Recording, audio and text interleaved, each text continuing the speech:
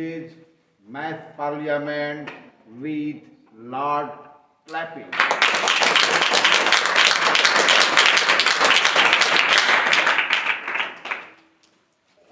गणित के आकाश में उड़ने की तमन्ना है, गणित के सागर में गोता लगाने की क्या है, संकल्प है। और आने वाले समय में गणित के क्षेत्र में आपके द्वारा किया गया कार्य गणित के क्षेत्र में एक नई रोशनी प्रदान करेगा। इन्हीं सारे पवित्र संकल्पों के साथ आज के सदन आरंभ होता है, इन बिंदुओं को लेकर जिस पर हम सब मिलकर के चर्चा करेंगे। तो आज के संसद में होने वाले चर्चा का विषय क्या होगा? भिन्नों का सरलतम रूप एवं भिन्नों के ऊपर योग और घटाव की संक्रिया बीजीय विधि से। बीजीय विधि के मतलब जब वहां पर आपको जोड़ना, घटाना, गुणा करना, भाग करना, इन संक्रियाओं को करके रिजल्ट तक पहुंचना, यह तरीका बताता है बीजीय विधि। The simplest form of fractions and addition and subtraction over fractions by algebraic method. Okay, आज की सदन की चर्चा के विषय होगा कि भिन्नों का सरलतम रूप से हमारा क्या तात्पर्य है, और जब भी हम उत्तर देते हैं तो भिन्नों के सरलतम रूप में ही क्यों उत्तर दिया जाता है। दूसरा है कि भिन्नों के ऊपर योग और घटाव की जो संक्रिया के बारे में हमने सीखा है, जो कुछ जाना है वो गतिविधि के द्वारा जाना है। गतिविधि के द्वारा छोटे छोटे जो संख्याएं होते हैं, अर्थात वैसे भिन्न जिनके अंश और हर छोटे छोटे हैं, उन भिन्नों के ऊपर तो मौखिक रूप से आप उसका योगफल और घटावफल बताते हो, लेकिन जब भिन्न में अंश और हर बड़ी से बड़ी संख्याएं हो, छोटी से छोटी संख्याएं हो, किसी भी साइज का वो संख्याएं हो, तो उन संख्याओं के ऊपर योग और घटाव की संक्रिया करने के लिए आपको अलजेब्रिक मेथड का उपयोग करना होगा था। तो वहां पर जोड़ना, गुणा करना, घटाना, भाग करना और दूसरी क्रिया करने की आपको अवसर मिलेगा। तो आज के संसद का चर्चा का विषय है और बड़ी खूबसूरत विषय है ना। तो क्या आप मुझे अनुमति प्रदान कर रहे हो मेरे प्रिय छात्र कि मैं इसे मिटा दूं? नहीं सर। तो तुम्हारा एक आया कि नहीं सर, बाकी जो है बहुमत आया कि यस सर। हम उस देश में रहते हैं जहां पर सत्य वही जिसके साथ बहुमत खड़ा हो।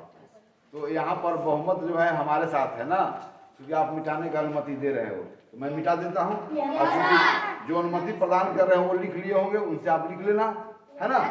ठीक है,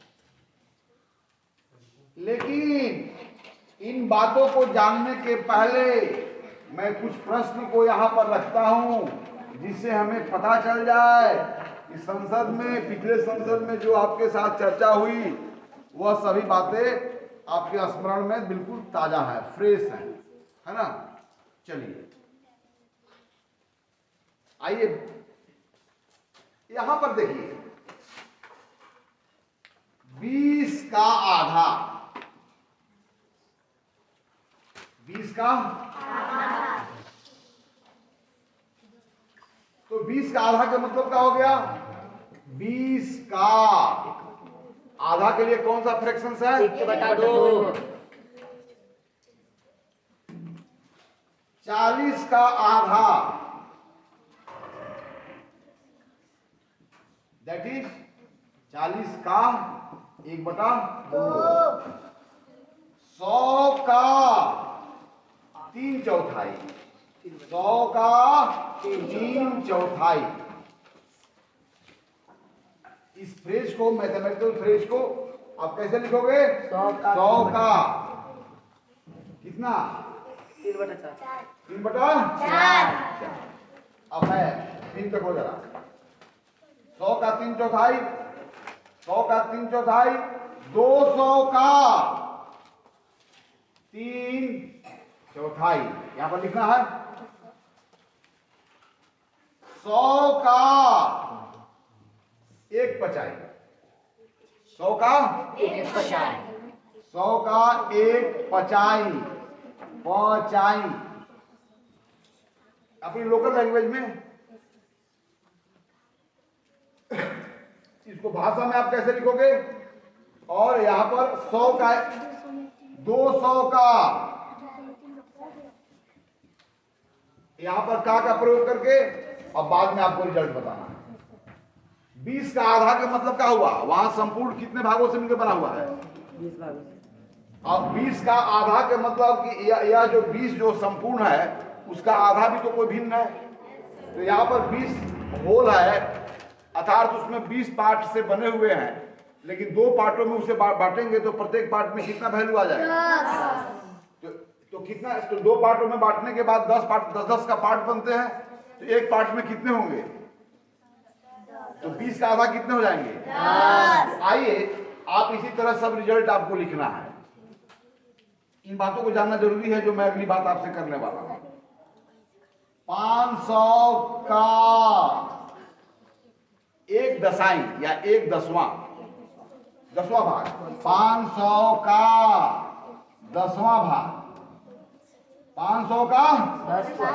अब 500 का 10वां भाग को कैसे लिखोगे? अब लिखो जरा, 1000 का 100वां भाग, देखो 100 और वां ऐसा लिख रहे हैं, 100वां भाग। आइए अब इस मैथमेटिकल जो फ्रेज है, आप इसका जो दिया हुआ है जिसमें शब्दों का भी प्रयोग किया गया है, तो इसको आपको बताना है कि कौन सा वैल्यू के लिए यह आया है, अर्थात इसका रिजल्ट क्या होगा, है ना। अगर होल 20 का हो तो उसका आधा में कितने वैल्यू आते हैं, अगर होल 40 का बना हो तो उसके आधे में कितने वैल्यू आते हैं। 100 का 3/4 और 200 का 3/4। यहाँ पर 100 का 3/4 अर्थात 100 को 4 बराबर भागों में बांट करके 3 भाग लेना है, और यहाँ पर 200 को 4 बराबर भागों में बांट करके 3 भाग लेना है। यहाँ 100 को 4 बराबर भागों में बांटेंगे तो प्रत्येक भाग कितना का बना होगा? 100 को अगर 4 बराबर भागों में बांटते हैं तो प्रत्येक भाग कितना का बना होगा? 25 का। अब ऐसा क्या भाग लिए? 3 भाग। तब उसमें कितने हो गए? 75। तो आप इसका आंसर आके देंगे। कौन देगा आंसर? और कोई हाथ उठाओ लोग पहले, ताकि पता चल सके। इधर वाले, आगे वाले, तुम लोग। यहां पर जो उत्तर देना है आपको सोच करके देना है ना, और आपको भिन्न का तब वास्तविक मतलब होगा। आप समझ, इन प्रश्नों का उत्तर देने के बाद हम समझेंगे कि भिन्नों का वास्तविक अर्थ को आप समझ गए हैं, तब अगली बात होगी।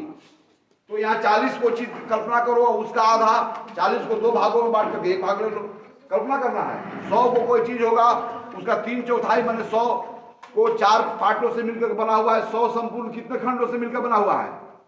100 संपूर्ण कितने खंडों से मिलकर बना हुआ भी? अब कितना खंड लेना है? तो 100 जो संपूर्ण होगा, अगर 4 खंडों को से मिलकर बना होगा, बराबर बराबर खंडों को, तो वह कौन सी संख्या है जिसको 4 बार जोड़ने पर 100 होता है? 25। अर्थात 100 में आप 4 से जो, तो 100 में कौन सी संख्या है जिसको 4 बार जोड़ने के बाद 25 होता है? तो 100 में आपको 4 से भाग करनी है। इन बातों पर बहुत चर्चा हुई आपके साथ। तब बताइए कौन कौन रिजल्ट बताएगा? हाथ जाओ, चलो तुम आओ, चलो बाकी के लिए सोचो तेजी से। और यहां पर भी जो भी उत्तर देना है आंखों से देखकर, ब्रेन का अप्लाई नहीं करेंगे। मेरे क्लास में हमेशा हिदायत है कि don't apply your brain, only you need to open your eyes, what is happening before your eye. अब मैं सदन से पूछना चाहता हूं कि 20 का आधा 10 है, क्या सही है? तो 20 का आधा 10 है, तो ऐसे कई आधे मिलने के बाद 20 होंगे? 2 आधे, क्योंकि 1 आधा 10 तो 2 आधा 20। चलिए ताली डाल दीजिए। कौन कर देगा?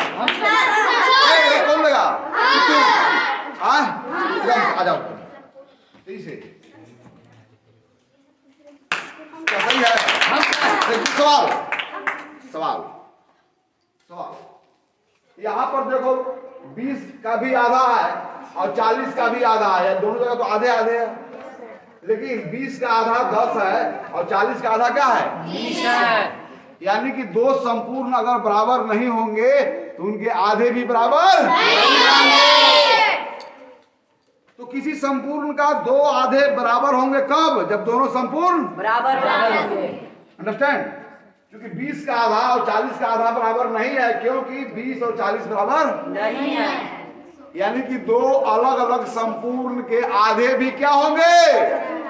अलग अलग। दो अलग अलग संपूर्ण के आधे भी क्या होंगे? समान होंगे कि असमान होंगे? और दो समान संपूर्ण के आधे भी क्या होंगे? यह सब जो तथ्य के बारे में तुमने एक्सेप्ट किया आंखों से देख करके, मस्तिष्क का प्रयोग करके। यस। अब इस प्रश्न का उत्तर कौन देगा? हम सर। ए तुम दे देगा?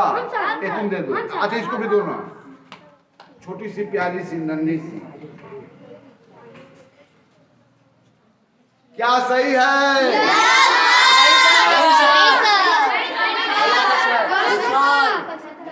सोचो क्या गलती तुमने की है? What mistake you did?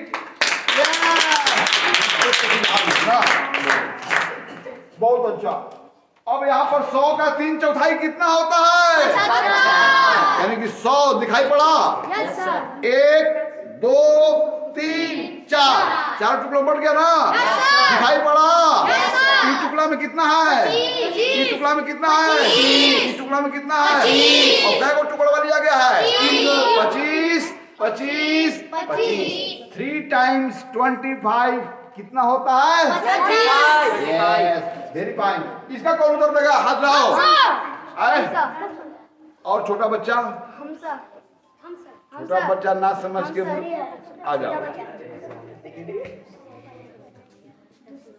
पहले भाषा का प्रयोग करो। अगर नहीं लिखा हुआ तो पहले ऐसे लिखो, फिर आंसर दो।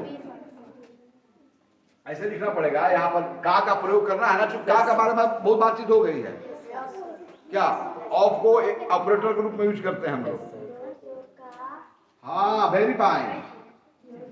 ये सब चीज लिखा हुआ है, कोमा कोमा तो यही बात की है। हाँ ना, वो अब मत लिखो ये तो। अब इसके लिए संख्या लिखो। 3/4 को कैसे दिखाते हैं? नो नो नो, ये कैसे लिखा हुआ है? क्या इनको हेल्प करो प्लीज। कौन हेल्प करेगा? हो गया सर। हाँ अब बताओ रिजल्ट आगे। हाँ बराबर करते हैं, रिजल्ट बताओ। क्या सही है? चलो 100 का 3/4 कितना होता है? बोले 100 का 3/4 कितना है? और 200 का 3/4 क्यों है? ये दोनों का तो 3/4 लिया गया है, लेकिन दोनों होल अलग अलग है, इसलिए उनका 3/4 भी क्या है? Yes. If 2 holes have different size, then 3/4 of different hole be also different. दो होल का साइज अलग अलग हो तो दो होल का समान भाग भी क्या होंगे? अलग अलग साइज के होंगे। यस। अब इसको कौन बताएगा?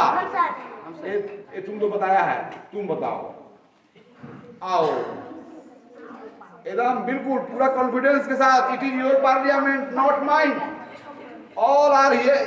All are your friends. I am also your friend.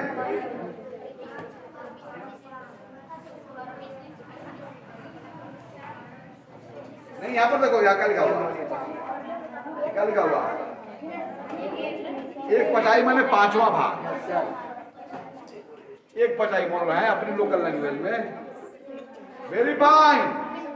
You are moving in right direction. And definitely you will get your result. And what's your result? Result wrong. Result wrong ki right? Wrong. So who will make it right? हम sir. You will make it right. Yes, you will make it right. Yeah, so 1/5 of 100 is what? 1/5 of 100 is what? कस के बोलो। 1/5 of 100 is 20। कस के बोलो। 1/5 of 100 is 20। बोलो 1/5 of किसका? 100 बोलो 100 कितना? 20।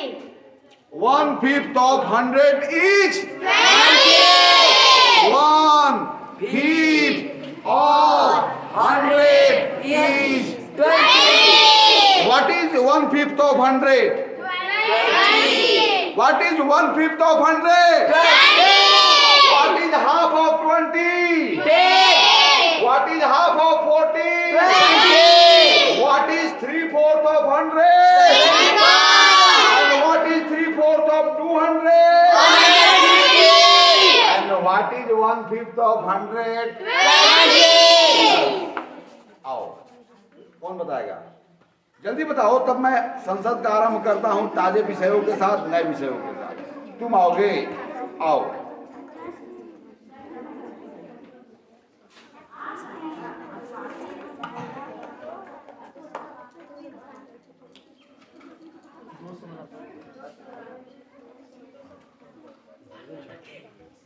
यहाँ पर लिखो, जो प्रश्न है उसके सामने उतर दो।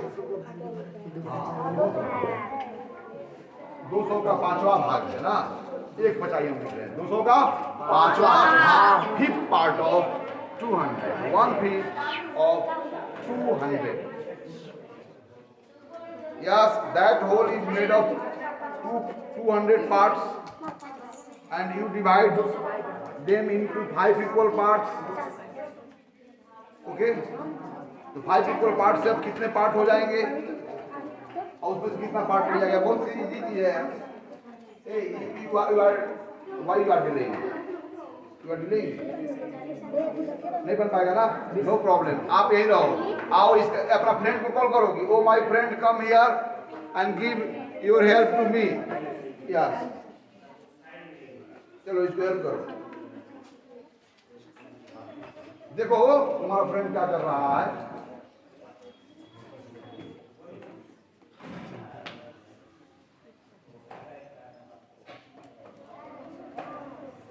सही है ना? बोल दो, 1/5 of 200 is 40. 1/5 of 200 is 40. 1/5 Of of 200 is 40. बोलो कि 200 का 5वां भाग 40 है। 200 का 5वां भाग 40 है। राइट, और 100 का 5वां भाग कितना है? 20। तो 100 का 5वां भाग और 200 का 5वां भाग बराबर है, क्योंकि 5वां जिस संपूर्ण के भाग है वही दोनों संपूर्ण बराबर नहीं है। यानी कि दो संपूर्ण अगर बराबर नहीं होंगे तो उस संपूर्ण का सेम पार्ट भी बराबर नहीं होगा। ओके, आप समझ गए? तो क्या आप इस पोजीशन में हो कि इसका उत्तर दे सकते हो? देखे जाए।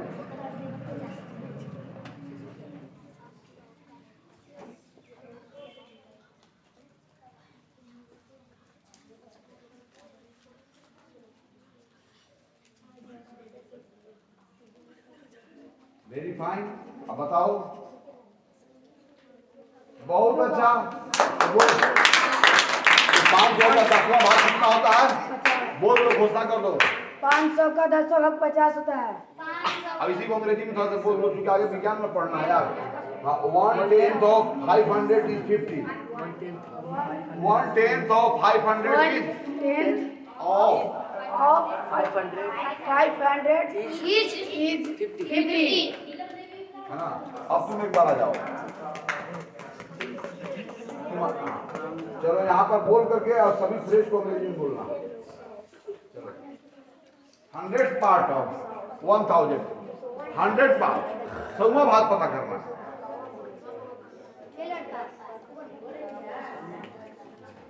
यस, अब इसको बोल दो। 100 of 1000 is 10, बोल दो। 100 of 1000 is 10. तो सब बोलो यहाँ से। 1/2 of 20, बोलो। 1/2 of 20 is 20. हाँ, 1/2 of 20 is 10. हाँ, फिर बोलो। 1/2 of 40 is 20. बोलो। 3/4 3/4 of 100 is 25. 3/4 of 200 is 150. 1/5 of 100 is 20. 1/5 of 200 is 40. 1/10 of 500 is 50. 100 of 1000 is 10. चलिए,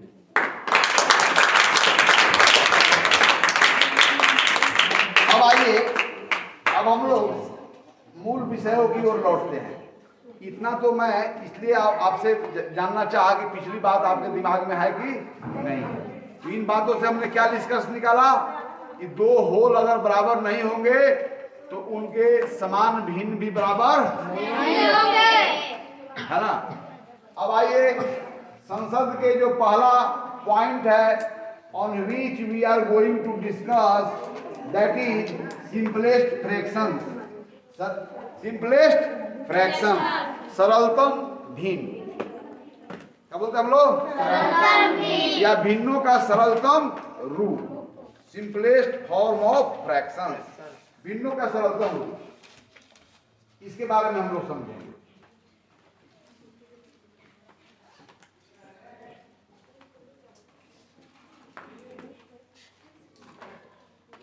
सिंपलेस्ट फॉर्म ऑफ फ्रैक्शन।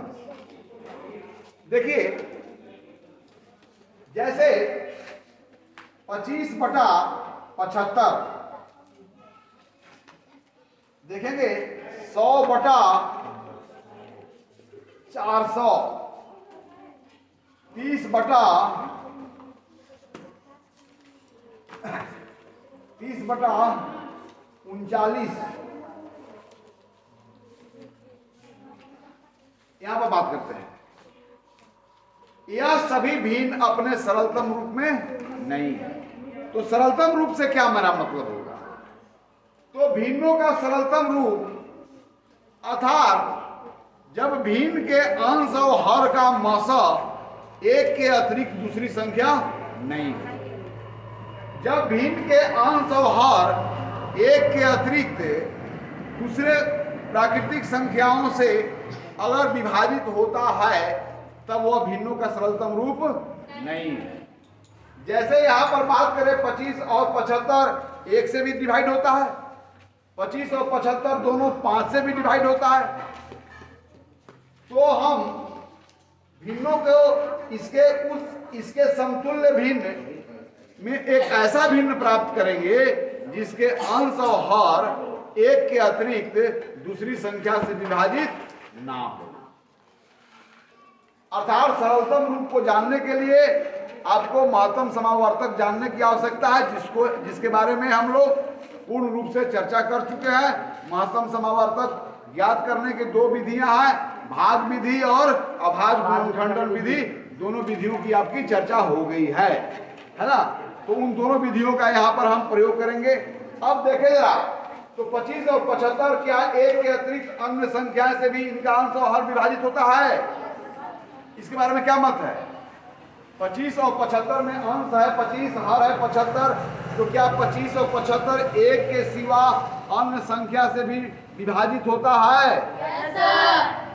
इसके बारे में क्या ख्याल है? इसके बारे में क्या ख्याल है ना।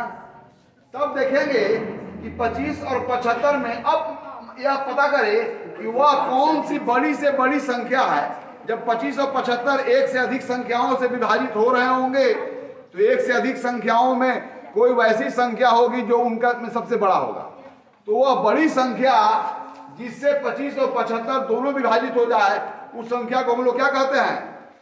महत्तम समावर्तक, हाईएस्ट कॉमन।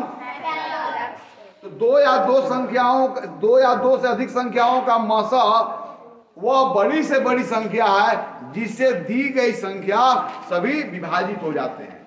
अर्थात भाग के दृष्टि से देखे तो मसा का स्थान कहाँ होगा? भाजक के स्थान पर। कहाँ पर होगा? भाजक के स्थान पर। और इन संख्याओं यानी कि इन संख्याओं को कहाँ पर स्थान होगा? भाज्य के स्थान पर। तो बताइए कि 25 और 75 का मसा क्या है? 25 और 75 का मसा क्या है? बहुत चर्चा हो चुका है आपको। Which is the greatest divisor which may divide 25 and 75 evenly, completely? Yes, 25 क्या है? 25 यस।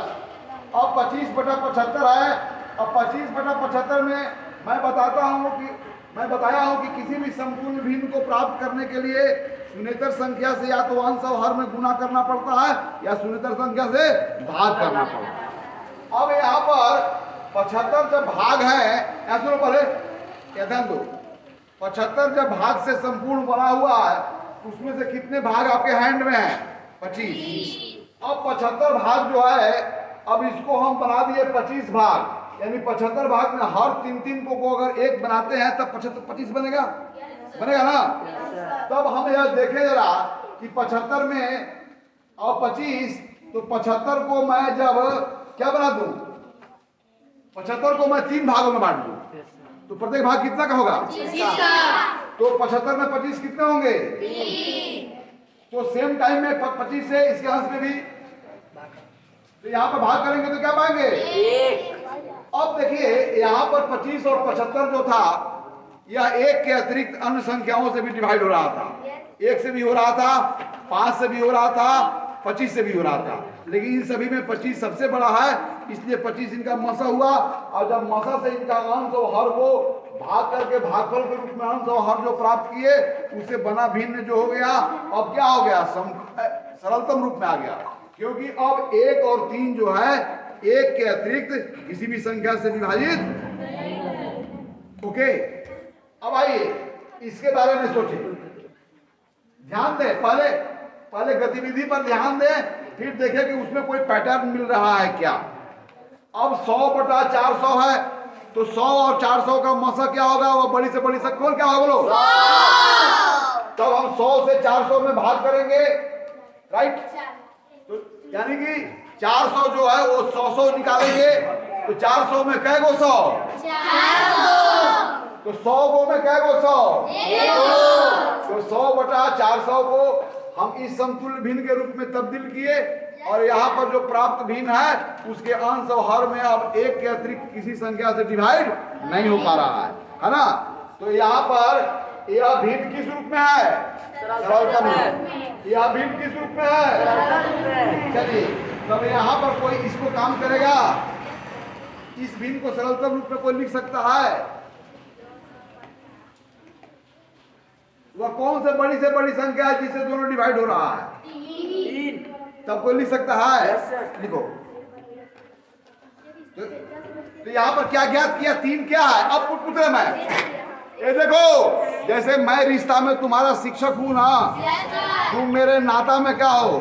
शिष्य हो। अब बुझाओ कि 3 जो है कि 30 और 39 के रिलेशन में क्या लगता है? क्या लगता है? हाँ, तो इनको 3 को पता कर रहे हो, तो 3 जो है इनका रिलेशन में क्या है? मसा है। अभी मसा से क्या कर रहे हो? अंश और हर में भाग कर रहे हो। अब भागफल के रूप में जो अंश और प्राप्त कर रहे हो उससे बना भिन्न क्या हो जा रहा है? सरलता रूप में, क्योंकि अब वह 1 के अतिरिक्त अन्य किसी भी संख्या से विभाजित नहीं हो सकती है। Yes, you convert this.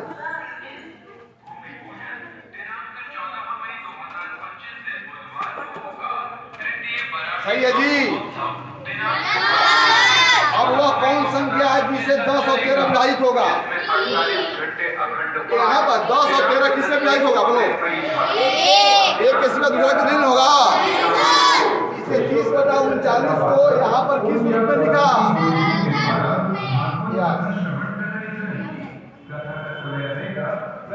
चलिए, तो इसको 2-4 को और मैं उदाहरण देता हूँ, और इन उदाहरणों के बाद हम सरलतम रूप प्राप्त करने के लिए हम जो बार गतिविधि कर रहे हैं उसी को लिख देना है कि हम सरलतम रूप को प्राप्त करने के लिए भिन्नों के साथ क्या कुछ करते हैं। आइए मैं लिखता हूं जी, 60/64,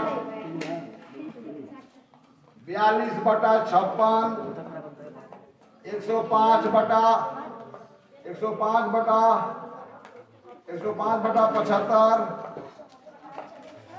40/80, 90/180, 300/400, 15/150. Yes, I have write down many fractions which are not in simplest form, because numerator and denominator of all fractions are divided by more than one number. So they are not in simplest form and you have to convert them in simplest form. अभी तक जो जानकारी है उसके आधार पर आए और प्रत्येक भिन्न को इसके सामने, इसके सामने, इसके सामने, इसके सामने, इसके सामने, इसके सामने, इसके सामने, इन सभी भिन्नों को सरलतम रूप में व्यक्त करें.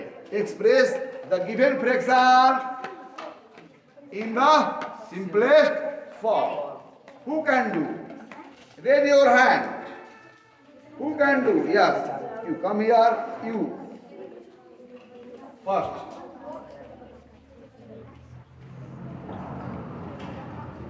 क्या सही है? क्या क्या क्या एक के अतिरिक्त अभी भी इसका अंश और हर डिवाइड नहीं हो रहा है? हो रहा है सर। इसलिए बाकी बार रहा हूं.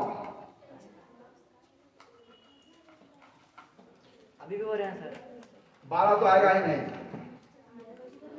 गलत है सर। चलिए गलत है. आपको मौसा पहले तो पता करना है कि वह बड़ी से बड़ी कौन संख्या है जिससे 60 और 64 डिवाइड होता है. अर्थात प्रथम अंश और हर का मौसा ज्ञात करना है, एचसीएफ ज्ञात करना है, महत्तम समाप वर्तक ज्ञात करना है, क्या करना है, उच्चतम गुणनखंड ज्ञात करना है, जीसीडी ज्ञात करना है. इसका बहुत सारा नाम है. तो आइए कौन करेगा? चलो तुम आओ.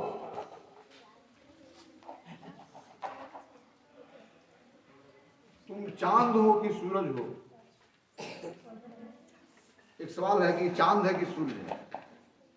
तुम चांद हो या सूर्य हो? अच्छा चलो इसे पार्लियामेंट में पूछते कि चांद है बेचारी की सूर्य है? चांद है.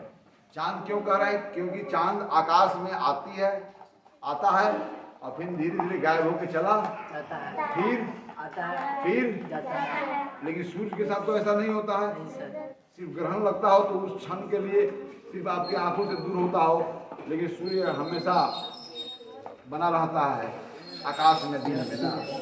तो आप सूर्य बनो ना. चांद बन चुकी हो, सूर्य बनो. भारत चांद तक पहुंच चुका है और सूर्य तक भी पहुंच चुका है भारत का प्रोब. और भारत का वह प्रोब जो सूरज तक पहुंच चुका है, सूरज तक नहीं पहुंच चुका है बल्कि वहां तक पहुंच चुका है जहां से सूर्य की गतिविधियों को वह बजाता ऑब्जर्व कर सके ना. तो आइए, और उसका डिजाइनिंग करने वाला कोई लड़की ही है ना. तो आइए आप भी सूर्य बनो ना. हमेशा आया करो विद्यालय में. मेरा कहने का आशा यह है. क्या राइट है जी? अच्छा इसका एमसीएफ कौन है? पहले हमको यह दिखे मौसा सबका जिक्र होना चाहिए. इसका मौसा 60 और 64 का. इसका उत्तर कौन होगा? वह बड़ी से बड़ी कौन संख्या है जिसे 60 और 64 दोनों डिवाइड होता है? जरा तुम लोग दिमाग लगाओ. 4 है। तू कौन है बड़ी से बड़ी संख्या? कौन है बोलो? तो 4 है ना. Yes sir. 60 में 4 कितनी बार है? 15 बार। और 64 में 4 कितनी बार है? 16 बार। 16 बार है ना. 15 चौके 60 और 16 चौके 64। तब यहाँ पर गलत कर दिया ना आप. Yes sir. तो 4 चूंकि इनका मौसा है इसलिए 4 से इसको भी डिवाइड करना होगा 4 से. और क्यों आप मिस कर गए? क्योंकि आप चांद हैं. अगर सूरज रहती तो हमेशा आकाश में रहती, यस सर। यहाँ संसद में बनी रहती तो ज्ञान मिलता रहता.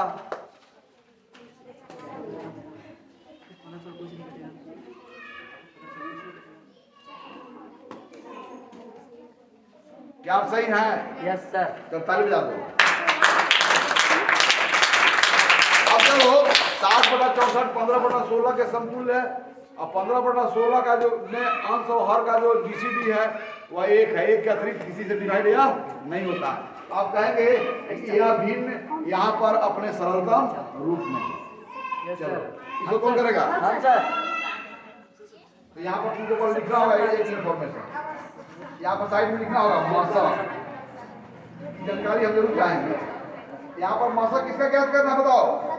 इस भिन्न को सरलतम रूप में लिखने के लिए किन दो संख्याओं का मौसा ज्ञात करना पड़ेगा? 42 और 56 हम लिख दिए. पहले यहाँ पर लिखोगे और तब सामने लिखोगे.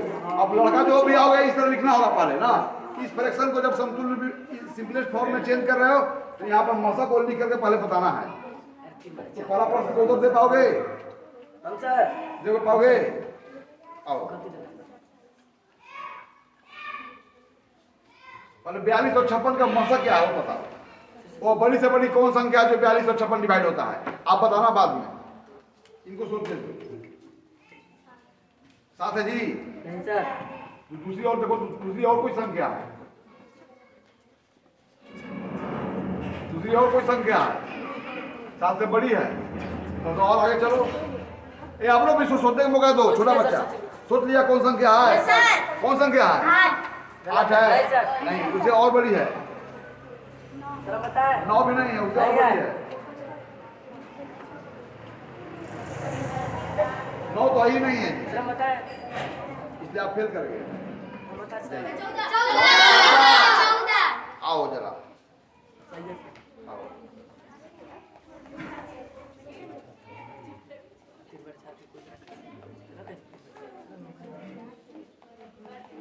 मसल यहाँ पर लिखो कितना है?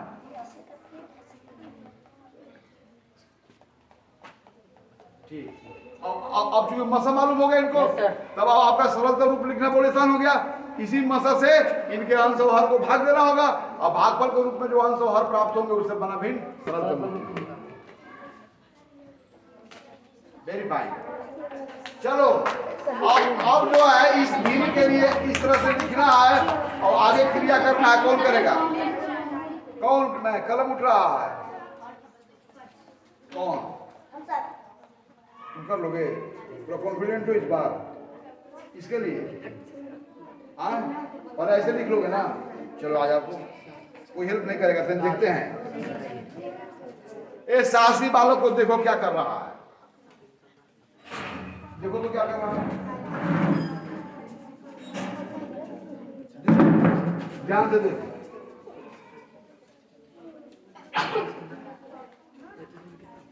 ये वहां तक सही है जी। ये देखो तो पार्लियामेंट मसा सही निकल रहा है।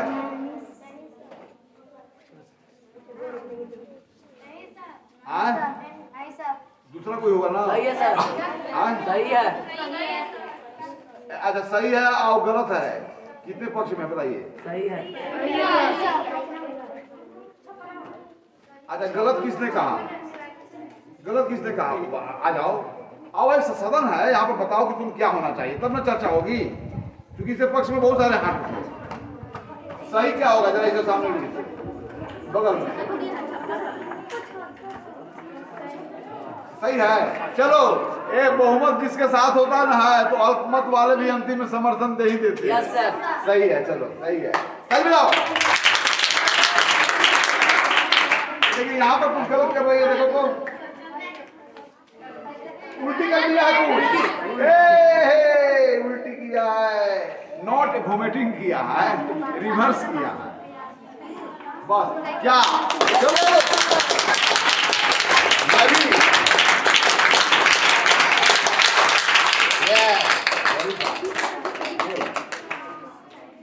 बहुत अच्छा बहुत अच्छा। ये साहसी लड़का है। अब चलो अब इनके लिए कौन आएगा? तू तो आ ही चुका है। आए तुम तो आया ही है। गलत कर दिया था।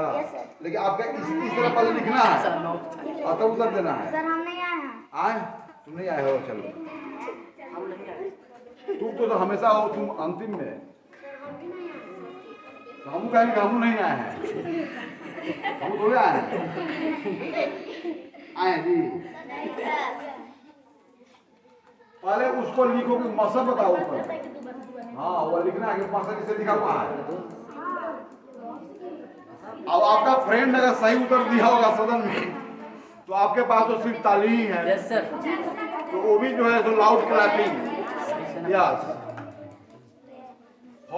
for appreciating your friend what you have to do, loud clapping। क्या सही है?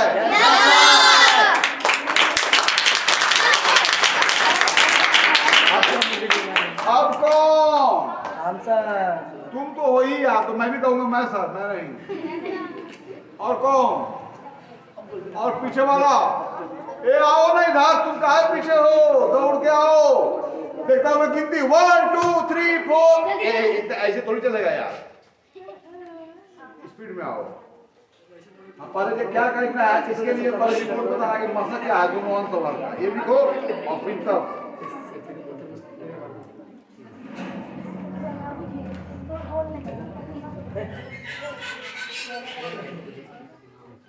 किसका बात कर रहे हैं हम लोग, वो तो बता चुका है, इसकी भीम की बात हो रही है।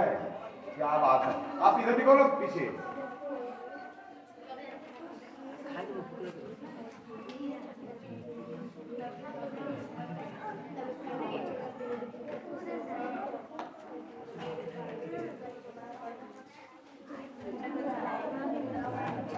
सही है।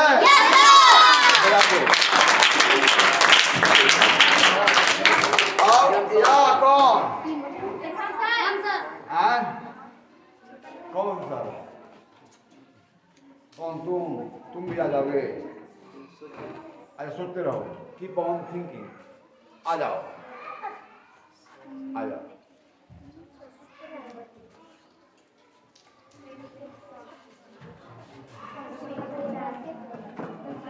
मतलब वो रिपोर्ट लिखो पहले, मसला क्या होगा, हम सवाल का मसला। First you have to find out what is the DCD of numerator and denominator.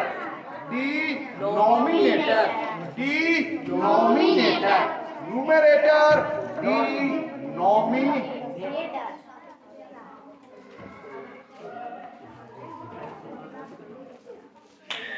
क्या सही है?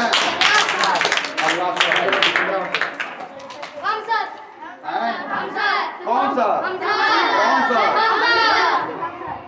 अच्छा आ जाओ आ जाओ। तुम नहीं आई हो, अच्छा आ जाओ। I give U A 1 chance.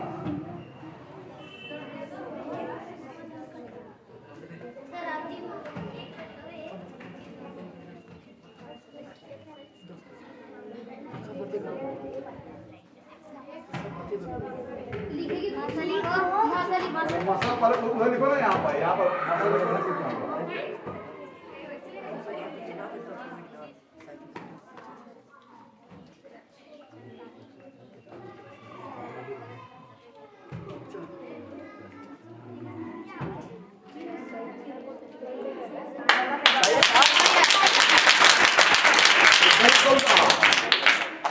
गलत है तो आओ दावा करो। सही है। देखो यहाँ पर कोई गलत कहा तो फिर आगे दावा करो। कौन बोल रही थे? बात तो आई।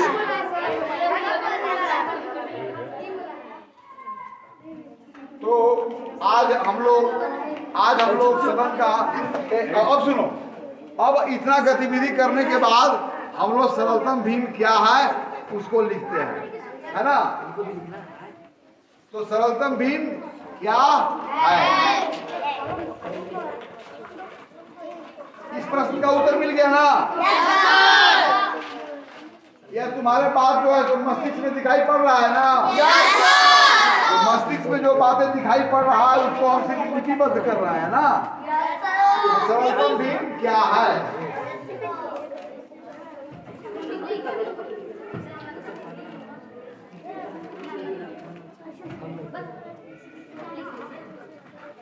वह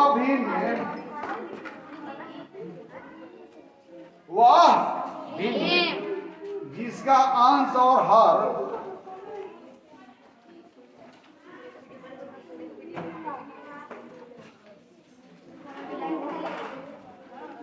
एक के अतिरिक्त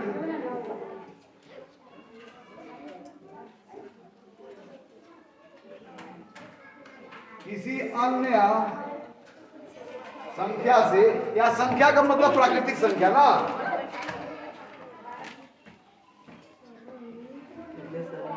विभाजित ना हो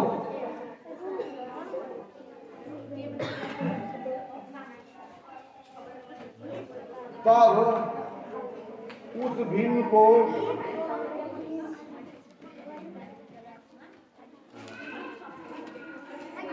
सरलतम भिन्न कहा जाता है।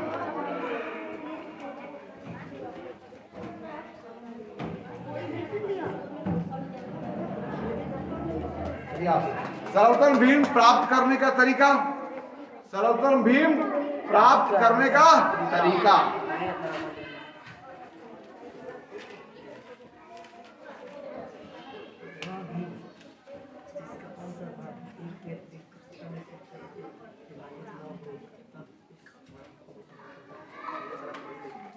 क्या तरीका रहा अभी तक कि अंश और हर के मासा से, अंश और हर में भाग देने से भागफल के रूप में प्राप्त अंश और हर ना से बना भिन्न को सरलतम रूप में कहा जाता है ना। अर्थात सरलतम भिन्न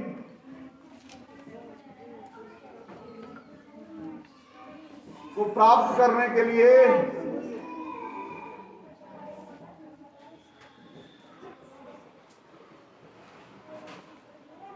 अंश और हर में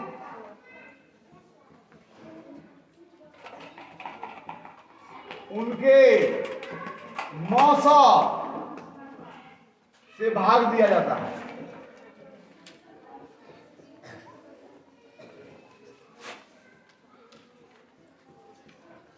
तथा भागफल के रूप में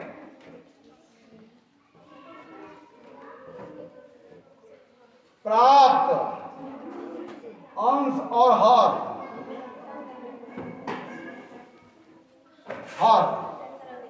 से बना भिन्न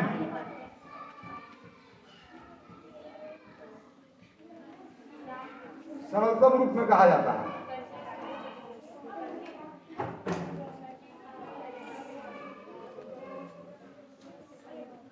Right?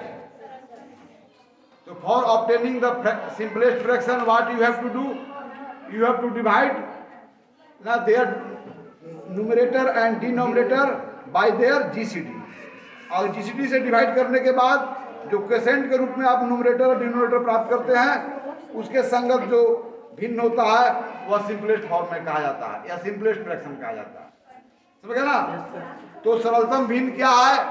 वह भिन्न जिसके अंश और हर एक के अतिरिक्त अन्य संख्या से विभाजित न हो, उसे सरलतम भिन्न कहा जाता है। सरलतम भिन्न प्राप्त करने का तरीका तो किसी भिन्न के अंश और हर के जो मसा है उनसे अंश और हर में जब भाग देंगे तो भागफल के रूप में अंश के जो संगत आपको संख्या प्राप्त होगा, हर के में भाग देने से उसके संगत जो भागफल प्राप्त होगा उससे बना भिन्न जो होगा वह क्या होगा? सिंपलेस्ट फॉर्म में कहा जाएगा। क्योंकि आज दूसरी बिंदु पर हम चर्चा करने वाले थे कि बीजीय विधि से किसी प्रकार के भिन्नों के ऊपर योग और घटाव की संक्रिया कैसे करते हैं। अभी तक घटाव और योग की संक्रिया के बारे में जो भी जानकारी है गतिविधि के द्वारा, लेकिन आपको जब बड़े बड़े संख्याओं पर या किसी भी प्रकार के भिन्नों पर आपको जब करना हो क्रिया, तो वहां पर बीजीय विधि की आवश्यकता होगी। अर्थात वहां पर जोड़ना, घटाना, गुना करना, भाग करना, मसा करना, लसा करना, ये जितने भी तरीका है सभी तरीका वहां पर प्रयोग में लाए जाएंगे। तो चूंकि संसद पहले ही बिंदु पर बहुत लंबा समय ले लिया, इसलिए अब संसद में अगली बिंदु पर चर्चा करने के लिए पर्याप्त समय हमारे पास नहीं है। इसलिए अगले बिंदु पर हम अगले सदन में आपके साथ मिलकर चर्चा करेंगे। आज इन्हीं जानकारियों के साथ आज सदन यहीं पर स्थगित की जाती है।